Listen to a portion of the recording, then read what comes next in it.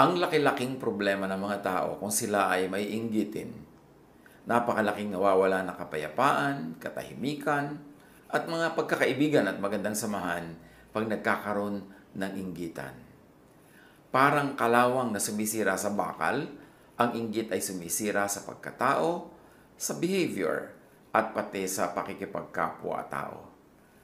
Ang ating pag-aaral ngayon, pinamagatan nating inggit pa more. What are the roots and fruits of envy? Kasi ang envy, cyclical. Yung pinanggagalingan nito, mamumunga at yung bunga, magiging bagong tanim na naman ng bagong inggit, paikot-ikot, kaya cyclical ang root and fruit of envy. One feeds the other. Ang isang fruit at root ng envy ay covetousness, paghahangad sa hindi deserved. Desiring what one does not have, earn, or deserve. Acts 13:45, when the Jews saw the crowds, they were filled with jealousy. They began to contradict what Paul was saying and heaped abuse on him. Yan sa religion, dyan napakaraming mga seloso at mga inggitero at mga covetous at envious. Katulad niyang si Paul, nung maraming nakikinig sa kanya, nagkakaroon siya ng maraming mga followers, nainggit sa kanya yung mga Jews. So ang ginawa ng mga ito, siya ay pinaulanan ng mga pamumula, paninira, at kung ano-ano pang mga pangongontra. Itong envy, very true to all, but also kahit and especially sa religious circles. Kaya sa religious groups, marami ang mga siraan, batuhan, awayan, kasi nagkakaingitan sila pagka mayroong isang group na lumalaki, isang teacher na dumadami ang nakikinig, naiinggit naman yung iba. Another root and fruit of envy is jealousy. And again, root yan, fruit pa rin. Yung magselos, manibugho, and indulgence in controversies and malicious talk. Pagka ang tao naiinggit, siya ay nagsisimula o sumasali sa mga usapang malisyoso, paninira sa kinaiinggitan, at ang pakikinig naman at pagsali sa ganito mga usapan ay maaaring maging pasimulan na naman ng ibang envy of the same people or of other people who are hearing it at maaaring magbukas sa kanila yung ideya na dapat silang mainggit. 1 Timothy 6:4, they are conceited and understand nothing. They have an unhealthy interest in controversies and quarrels about words that result in envy, strife, malicious talk, evil suspicions. And again, this is especially true among very religious people. Ang pag-aaway-away nila tungkol sa words, sa meaning ng words, interpretation and application of words. At yan, malamang ang pinanggagalingan, envy. Kasi kung wala namang nakikinig sa isang leader, wala naman siyang follower, hindi naman siya kinikriticize ng iba, hindi siya pinapansin. Pero oras na dumami ang nakikinig, dumadami din ang critic. So obviously, merong envy involved. Again, sa ganitong kind of evil talk, mahilig dito ang maraming religious experts. Now, what are the signs of envy?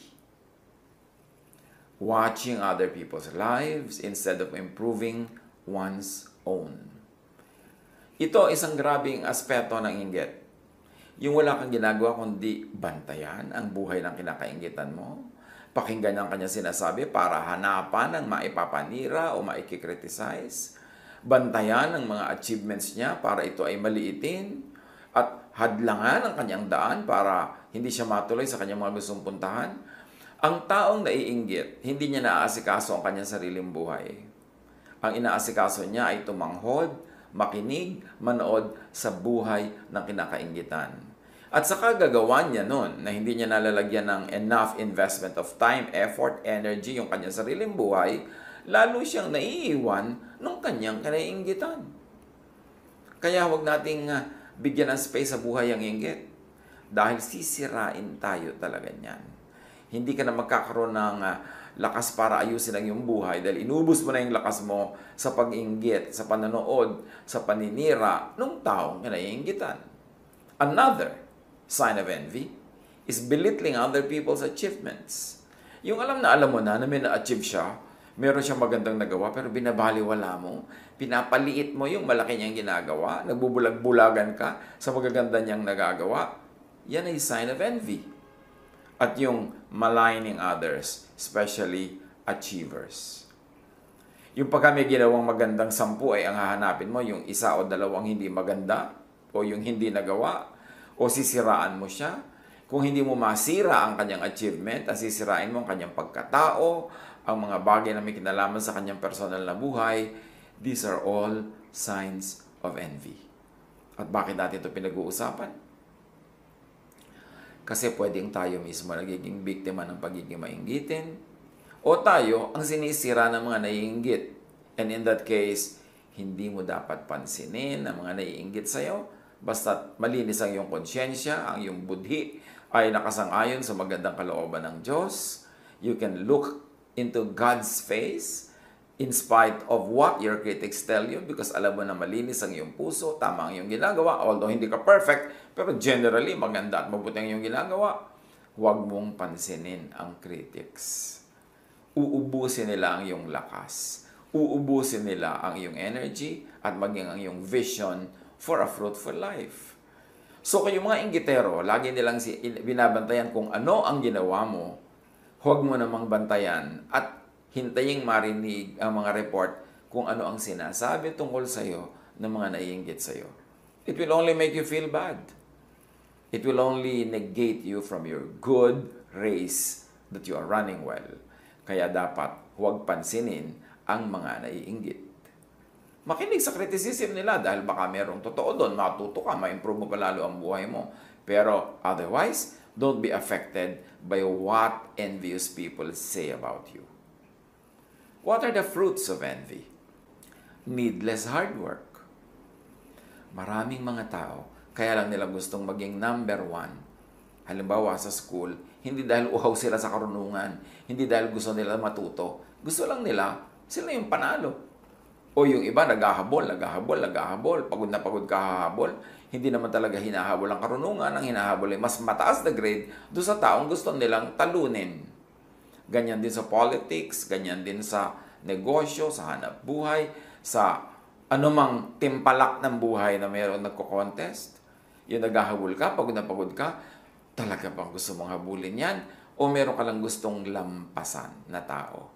At kung yun lang, sayang ang pagod, sayang ang buhay, sayang ang panahon na nagtatatakbo kang manalo sa isang karera na hindi mo naman talaga gusto yung finish line, gusto mo lang malampasan yung ibang tumatakbo. So, needless hard work. Ecclesiastes 4:4. And I saw that all toil and all achievement spring from one's envy of another. This too is meaningless at chasing after the wind.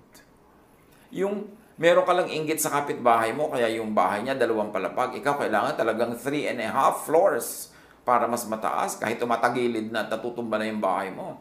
Katulad halimbawa ng mga bansa-bansa dyan, yung bansang ito ang may pinakamataas na building sa buong mundo. Talaga bang kailangan nila yung building na yon? O gusto lang nilang mahigitan yung ibang bansa na merong matataas na buildings?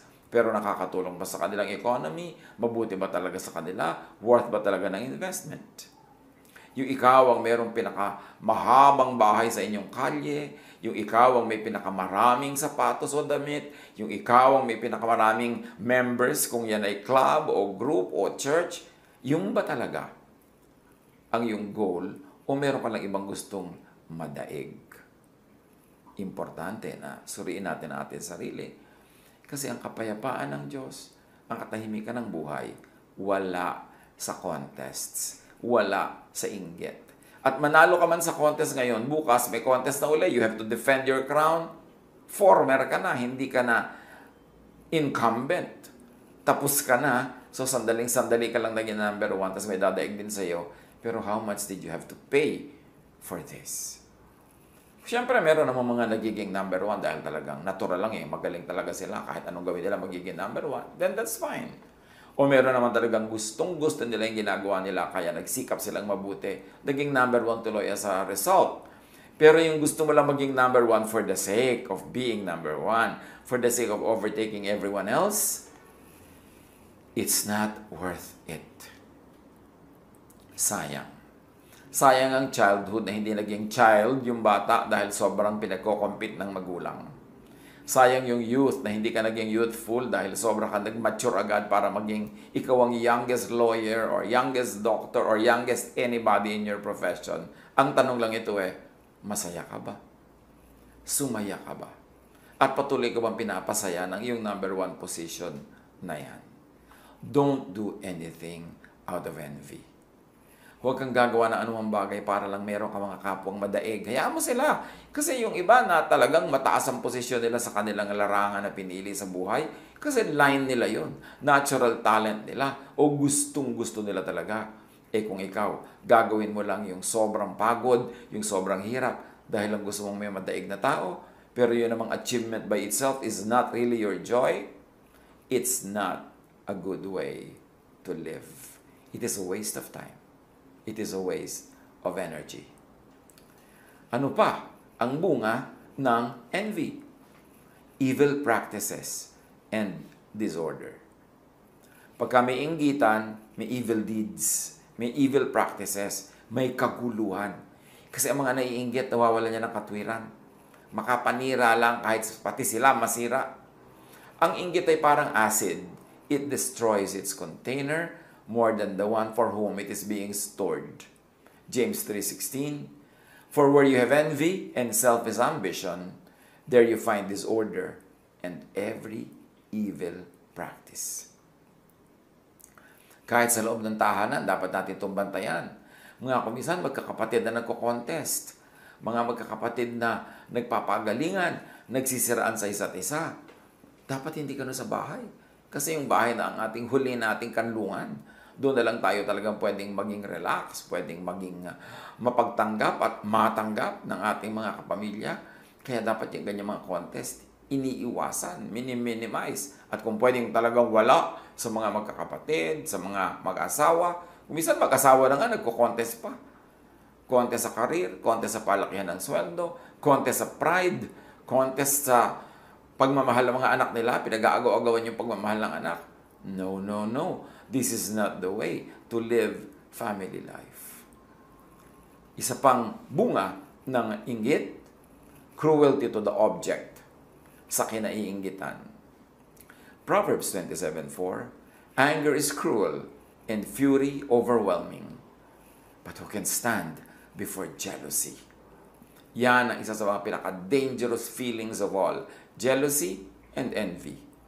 Napakahirap na mapagselosan at napakahirap na magselos.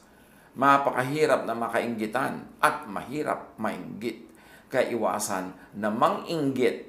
Huwag sasadyaing manginggit kasi ang inggit is a negative energy directed against you.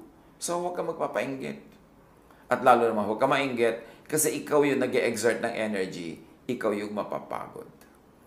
Another fruit, of course, of envy is grave lack of reason and kindness or pity. Pag naiinggit, nawawala ng katwiran. Nawawala ang bait. Nawawala ang pagiging mahabagin at makatao. Acts 7, verse 9, because the patriarchs were jealous of Joseph, they sold him as a slave into Egypt. But God was with him. So, kapatid nila, sarili nilang dugo, ibebenta nila para maging alipin dahil lang naiinggit sila dahil parang mas mahal ng tatay nila itong si Joseph. But of course, God continues to bless the blessed.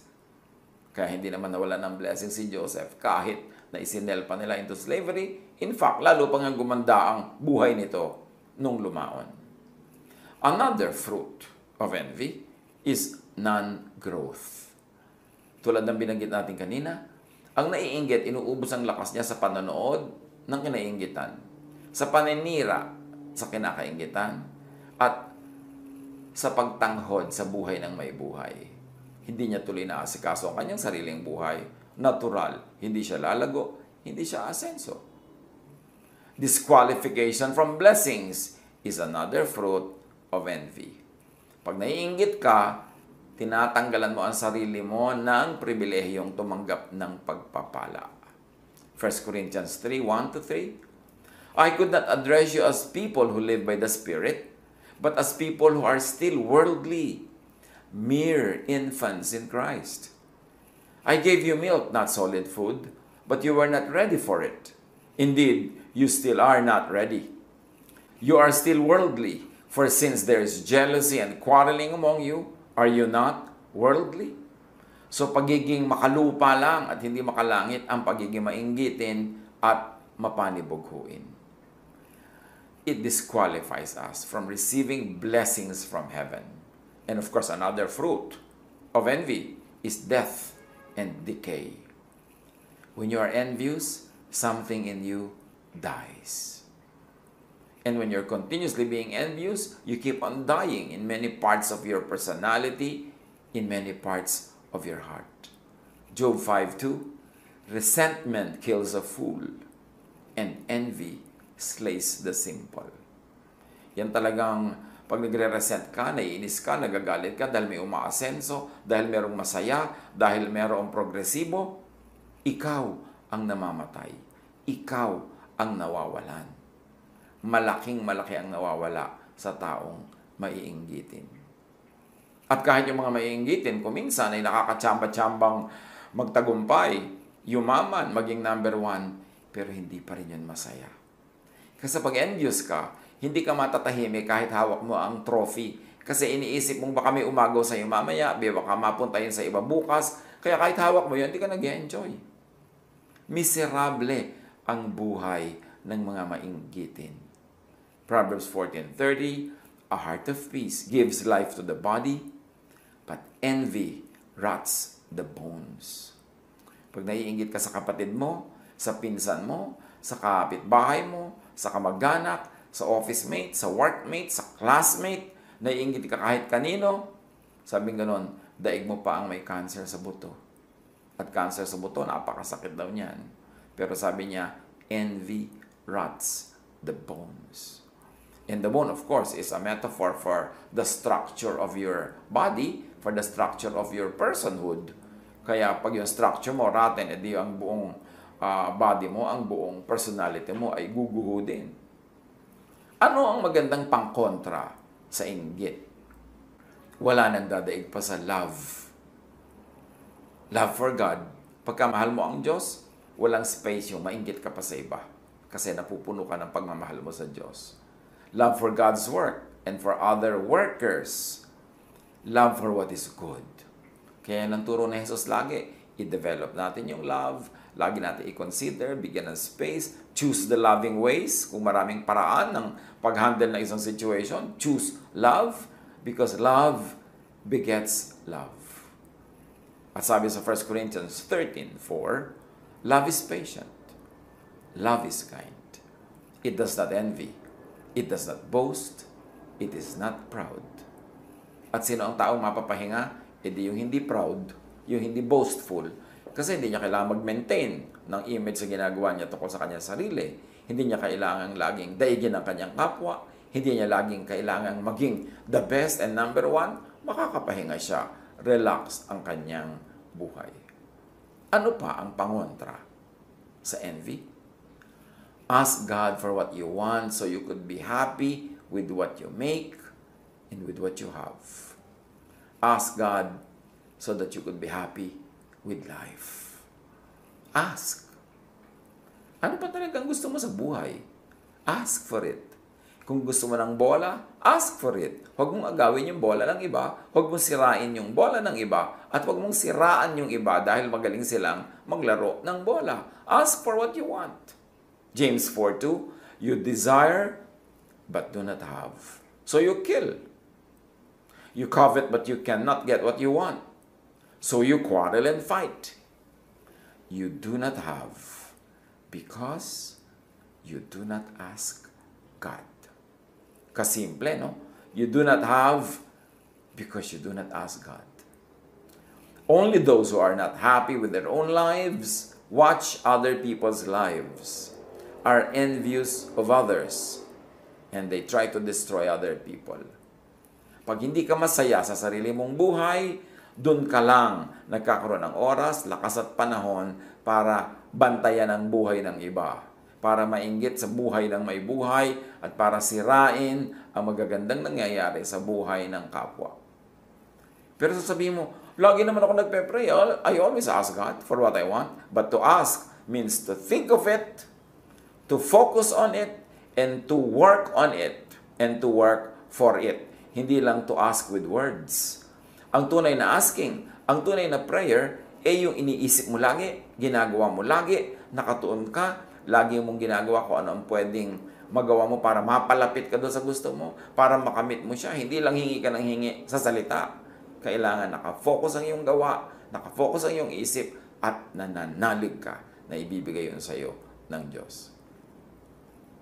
Isa pa na paraan para tayo ay magkaroon ng pangontra sa inggit, know yourself as God made you. Don't try to know others as God made them. Know yourself as God made you. Like, love yourself as God made you and as God loves you. Work as you are gifted and enabled by God. Para ka mawalan ng space sa inggit sa iyong buhay, kilalanin mo ang sarili mo kung paano ka nilikha ng Diyos. Ibigin mo, mahalin at magustuhan ang iyong sarili, hindi yung ang iyong mahal at gusto ay yung iba, kaya mo sila kinakainggitan. And then, kung ano ang ibinigay sa iyo ng Diyos na kakayanan, kung sino ka talaga, yun ang iyong i-develop. Hindi yung dinedevelop mong pilit ang talent na binigay ng Diyos sa iba. Ginagaya mo sila, pagod na pagod ka namang gaya, wala namang mangyari. Kasi nanggagaya ka lang. Pero kung ikaw ay totoo sa sarili, yung totoong talent mo, totoong pagkatao mo, yung totoong pagkakalikha sa iyo ng Diyos, ang binibigyan mo ng pansin at dinedevelop, your best will come out. So, stop watching other people's lives. Stop imitating others. Stop trying to be what you are not. And begin by being yourself. At pag ikaw ay totoo sa sarili, matapat sa sarili, hindi nagpapa-influence sa iba para itakwil mo ang iyong sarili at magbalat kayo kung sino man ang gusto nilang makita sa iyo, yun ang ipapakita mo. Pero fake, be yourself. That's the only time when you can be the best version of your own self. Psalm 139, 13-14. For you, O God, created my inmost being. You knit me together in my mother's womb. I praise you because I am fearfully and wonderfully made. Your works are wonderful. I know that full well. So, ang sinasabi niya sa Maker, nilikha niyo ako, kayo ang bumuo sa aking pagkatao, kayo ang tumahi, nag-weave, kayo ang bumuo sa akin. Therefore, magaling ako, maganda ako, mahusay ako, kasi kayo ang gumawa. Not because of me, but because of you, O God, my Creator. Psalm 139:16. Your eyes saw my unformed body, O God. All the days ordained for me were written in your book before one of them came to be. So, hindi ito exact kapalaran na pati kung sinong mapapag-asawa mo sa kapagtitira, Diyos ang nag-decide. Hindi itong ibig sabihin nun. Pero ang sinasabi lang dito, kayo ang lumikha sa akin at alam nyo kung ano mangyayari sa buhay ko kasi nilikha nyo ako na ganito o ganyan. So kung nilikha nyo ako na magaling sa math, alam nyo na dapat po magiging mathematician ako. Nilikha nyo ako na artist, alam nyo na dapat magiging artist ako at doon ako magiging mabunga, doon ako magiging masaya pag naging totoo ako according to your design. And that's what it means. All the days ordained for me were written in your book. Pero kahit inordain ng Diyos na ikaw magiging artist, pag hindi mo din-develop yon o may mga pumigil sa'yo at nagpapigil ka naman, pwede mong ibahin ang mangyayaring detail lang yung buhay kasi meron ka ring free will, meron kang prayer power. At sabi nga ni Jesus of prayer, ask this mountain to move and it will. So, pwede mo ring ibahin ang nangyayari sa iyong buhay kung pagtutuunan mo ng pansin, iisipin mo, ipapanalangin mo, at pagtatrabahuhan mo. Pero bago ang lahat, kilalanin muna ang sarili. Kung saan kahilig, doon bumawal para hindi mo labanan ang force of gravity.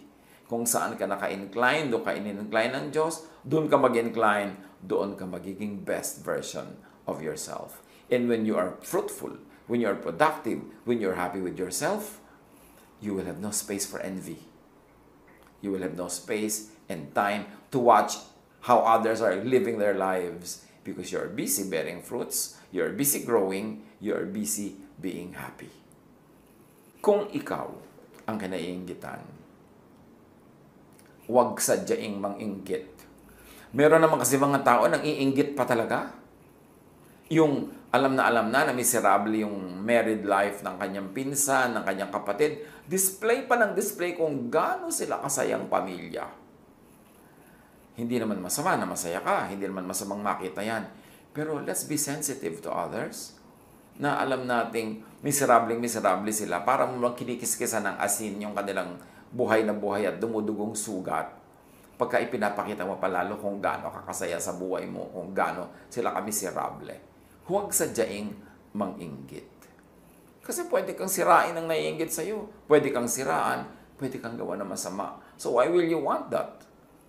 Try to lay low.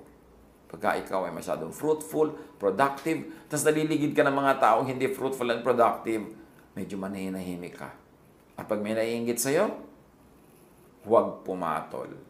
Huwag makipag-contest. Don't prove yourself. You don't need to.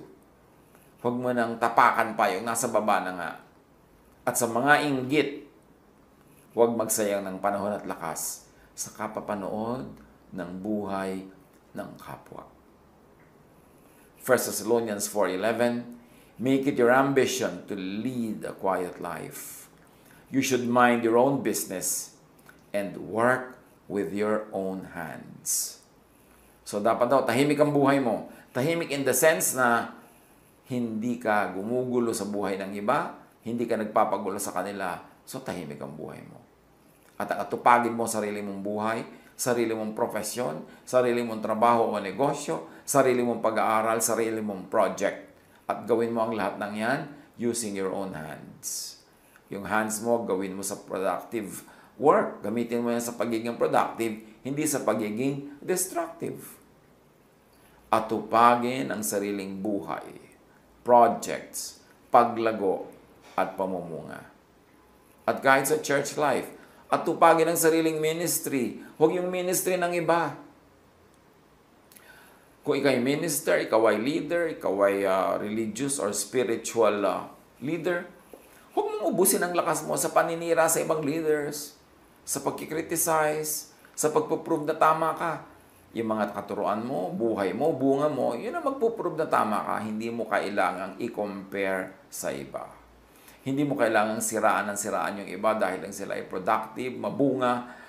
Magbunga ka dyan ng sarili mo para tahimik ang iyong buhay at hayaan mo siya. At tupagin ang sariling love life. Yung iba naman kasi nakikialam pa sa love life ng may love life. Kasi malamang wala siyang love life. Kasi kung masaya ka sa love life mo, ba't ka maninira sa love life ng iba? So pasayahin mo ang sarili mo.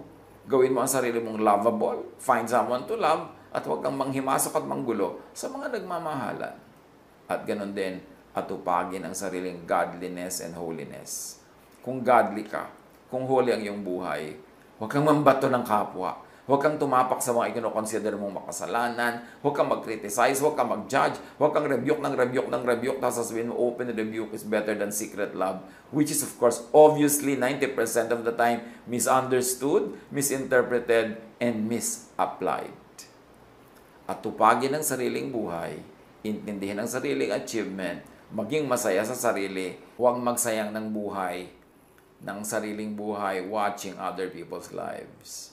Huwag mainggit, ikaw ang talo. At kung kinaiinggitan, fly beneath the radar. Huwag na lang magpapansin pa. Makabubuti sa'yo kung ikay achiever, fruitful, masaya, na huwag kang mapansin ng mga naiinggit. I-apply ito sa buhay. Pag-isip-isipan para sa sariling kapakanan. God bless us all.